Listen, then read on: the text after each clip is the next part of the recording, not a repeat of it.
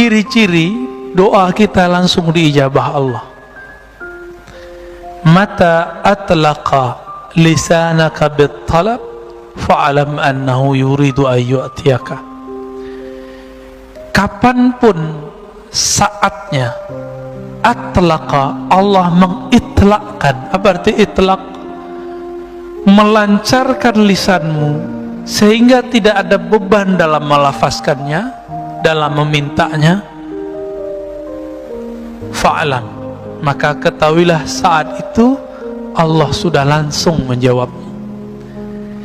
Saya mau tanya lagi Pak, adakah di dunia gerakan yang bukan digerakkan Allah? Ada nggak? Kalau ada berarti ada Tuhan selain Allah. Gimana? Jadi yang gerakin kita doa itu siapa sih? Allah. Kita usaha, mentok, pusing, tahu-tahu kita ada aja jalannya. Yang membuka jalan itu siapa? Kita atau Allah? Oh itu kan koneksi saya Ustaz.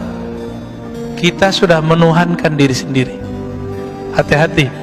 Afara'aita man ittakhadha ilahahu hawa.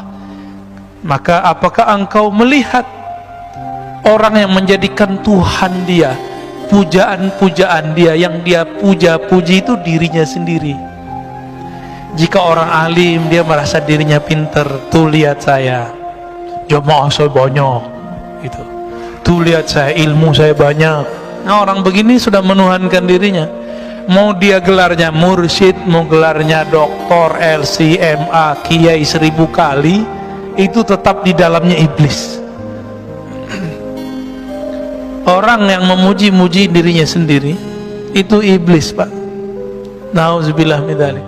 Kecuali dia memulangkan pujian itu kepada Allah Subhanahu wa ta'ala. Yang berhak dipuji siapa? Allah, ya. Maka orang yang memuji dan memusuhi kita itu gerakan dari Allah. Marah gak Allah menggerakkan? Marah gak? Maka jangan terlalu senang dipuji orang, jangan sedih juga kalau dicaci maki orang, karena itu semuanya gerakan dari Allah. Wa ma tasyauna illa ayyasha Allah. Tidaklah engkau berkehendak kecuali kehendakmu tunduk kepada kehendak Allah Subhanahu wa ta'ala. Ada seorang anak muda, belagunya bukan main ngomong kepada saya, ya. Kita ngaji hikam, dia seorang marketing. Dia bilang, Ustadz tuh nggak ngerti ilmu marketing. Oh iya, terus gimana? Marketing itu kita harus campaign, iklan, bla bla bla bla, segala macam dia ngomong. Setengah jam dia ngaji hikam Pak, jadinya hikam ala dia. Oh gitu ya, saya iyain aja ya. Karena orangnya udah nggak bisa masuk, jadi udah defense ya. Sekali doang ikut kajian kita udah nggak mau ikut lagi.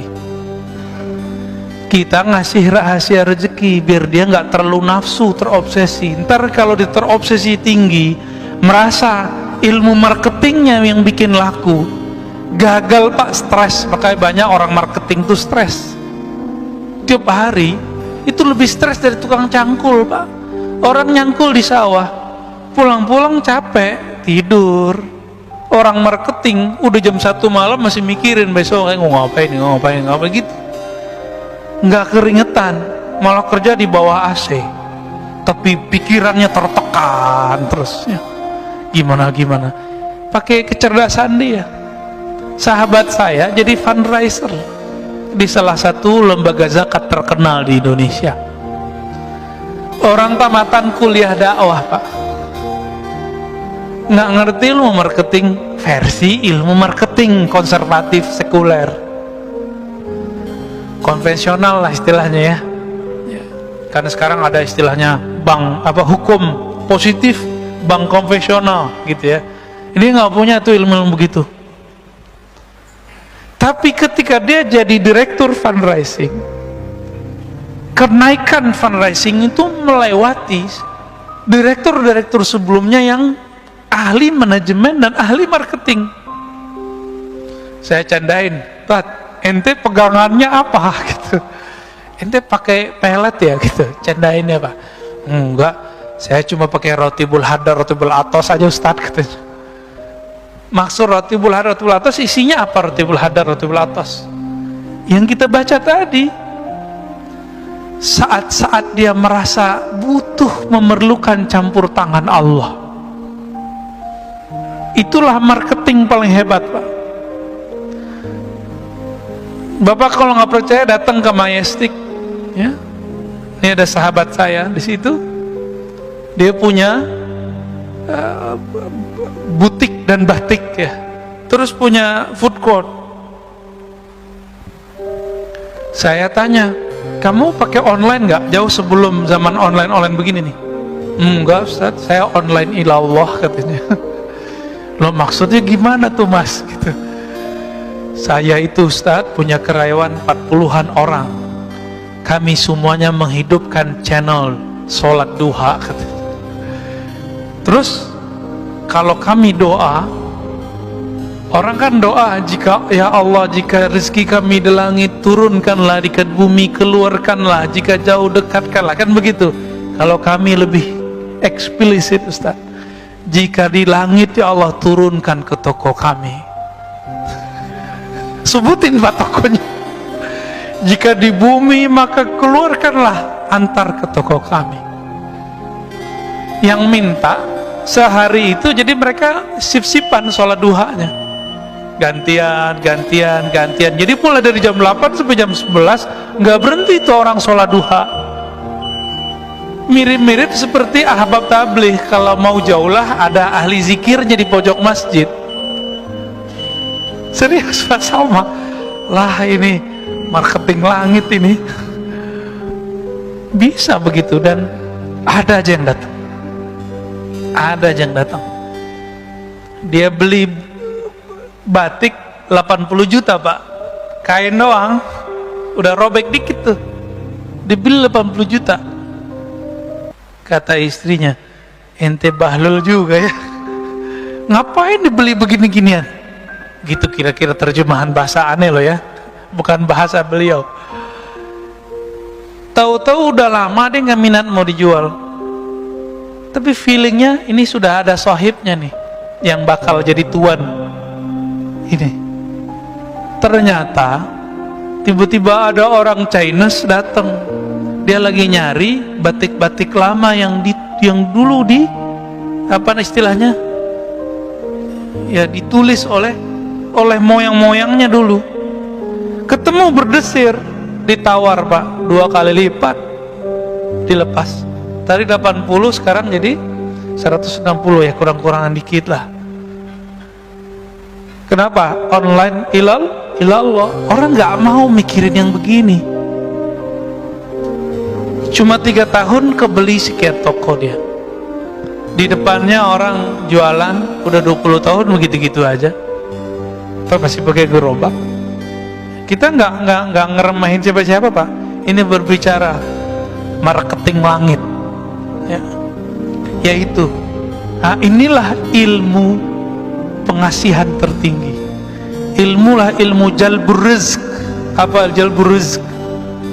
Kan orang-orang usaha ini nyari-nyari itu kemana-mana. Antum gak usah kemana-mana, nyarinya ada di kamar kita, ada di atas sajadah kita. Jadi yang usaha nih, gak usah ijazah-ijazahan antum, gak usah datang ke kiai mana. Kiainya gak musyrik, antumnya yang musyrik ya. Ntar dikasih raja-raja, dikasih minum-minum yang ada raja, ntar banyak lagi jin dalam badan kita kan. Ntar dikasih apa, simbol-simbol jimat. Dianya nggak musyrik karena dia tahu ini cuma simbol aja, tapi antum jadi musyrik karena kemudian menduakan itu. Ilmu ini ada Pak, ilmu wifiq namanya. Imam Ghazali pakar ilmu itu dan beliau ahli tauhid. Beliau tahu mana yang tauhid, mana yang tidak tauhid. Cuma yang nggak ngerti bilang itu syirik kan. Dia lupa imamnya Ibnu Taimiyah, imamnya Ibnu Qayyim tuh ngerti ilmu ini. Dan Ibnu Qayyim membolehkannya dalam kitab Tibbun Nabawi. menganggapnya sebagai tib nabawi, tapi dia hilangkan istilah wifiq. Jimat nggak ada istilahnya, istilahnya diganti dengan kaf al-kitabah.